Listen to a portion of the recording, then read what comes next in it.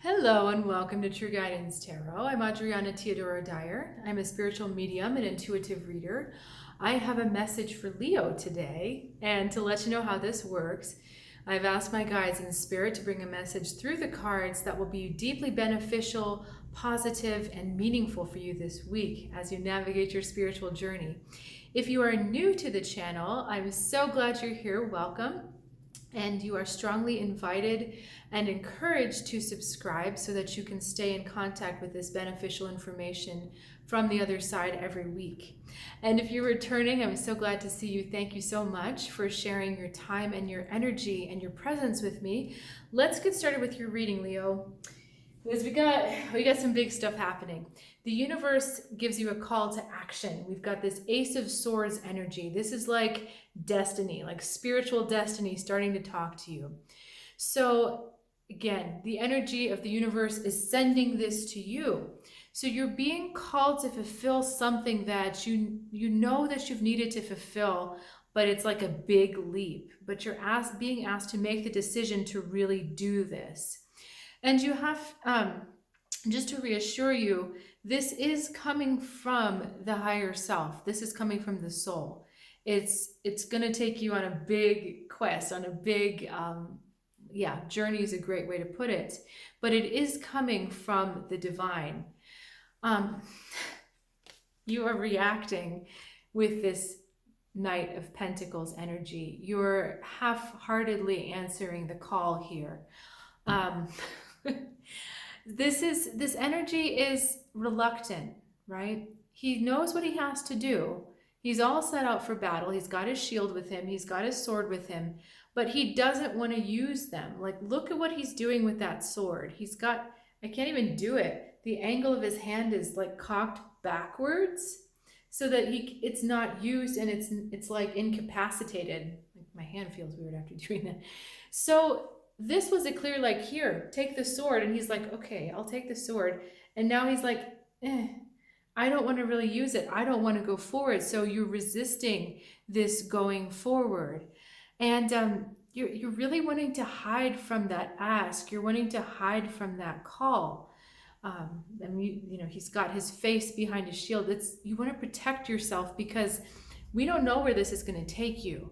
This comes out of the water, out of the unconscious, out of the realm that's intuitive, and it's also kind of otherworldly. It's not here.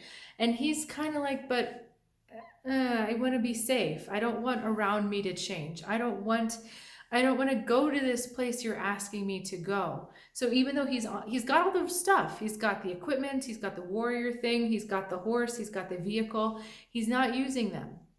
And so there's something about this that there's a reluctance here that we need to examine a little bit deeper. So let's keep going with the cards. So which way? When I draw them and then I show them to you, it's always backwards. So make sure I have these in the right order. 6 of Cups, 4 of Pentacles, and then the Judgment on the other side. So what this says to me is that there are some dreams from the past, maybe that whole, like, what you wanted to be as a kid. That kind of stuff has been locked away, like literally locked away. You're not allowing your adult self to touch that at all, except in the energy of nostalgia, of looking back going, oh, I had these dreams when I was a kid and I was so excited about them. But you don't, beyond just like looking at it in your memory from a place of fondness, you don't allow yourself to go back there. You don't really allow yourself to touch the emotion and the joy of how it would feel to have those desires and what it would be like to follow those dreams.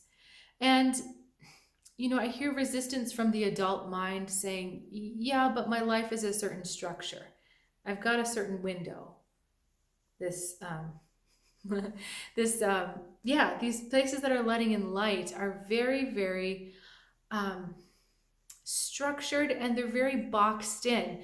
Keep wanting to say to you the word boxed in. So it's like Everything is happening in a box. You're allowed to go to that place of dreams and childhood excitement and playfulness and creativity, but it happens in a box, like it's contained. Whether it's I'm only going into a memory, you don't allow it to come in and touch the other aspects of your life. So if as a child you love to draw, this would be like you not drawing right now, just looking back and saying, well, I love to draw as a child, but you know what? It's not practical. It doesn't fit into my adult life. I don't have time for it. Why would I do that? And it's not so much the what, but it's that energy of dreaming as a child, where anything is possible. And then there's all of these creative possibilities, and this creative energy opens up, and you're filled with this excitement and zest for life again. And there's some of that that's just been locked away. And it's funny because we still have light streaming through the window. So even though you're trying to shut it down, the energy of following your dreams is still with you. It still illuminates part of your energy, but it doesn't illuminate your whole energy field. Now we finally come to the rebirth. So this is the child soul coming out now. These were the childhood memories. Now this is the childhood soul coming out, the inner child, like coming in fully possessed to meet that adult. It's almost like the adult comes to call this childhood energy that remembers the dreams, that is the embodiment of the energy of your dreams.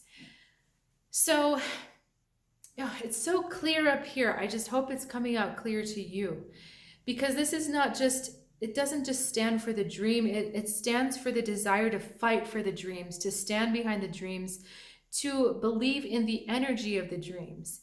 You know, it's not the substance of the dream so much. Like if I was a child and dreaming, I wanted to be a horse that could fly. That's not so much what we're saying, but what that child is saying is, I wish that I could be free, and I wish that I could leave the confines of my world to discover more freedom. I'm an adventurer.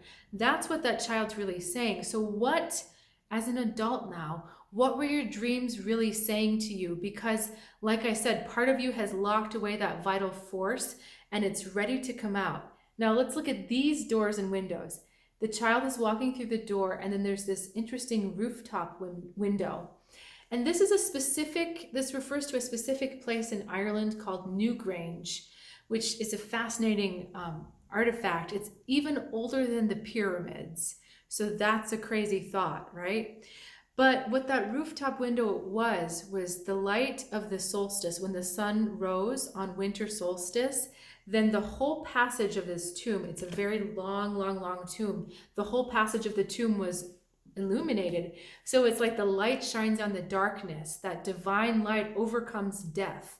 That's what's going on here. So you're letting in just a tiny bit of light, but they're saying it needs to illuminate the whole passage.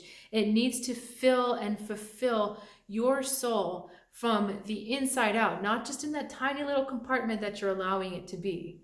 So this is like total overhaul of, this is the energy of my dreams, and this is what powers my energy moving forward. So interesting stuff for you. If you've got questions about your specific dream or your specific situation, go ahead and reach out in the comments. If you feel like it would be a longer question, I invite you to check out my website, trueguidancetarot.com. I do offer intuitive readings over Zoom, and I do also have a longer Phoenix Path program for those who really want to go deep and really want to move forward. So I look forward to seeing you next time, and have a great week.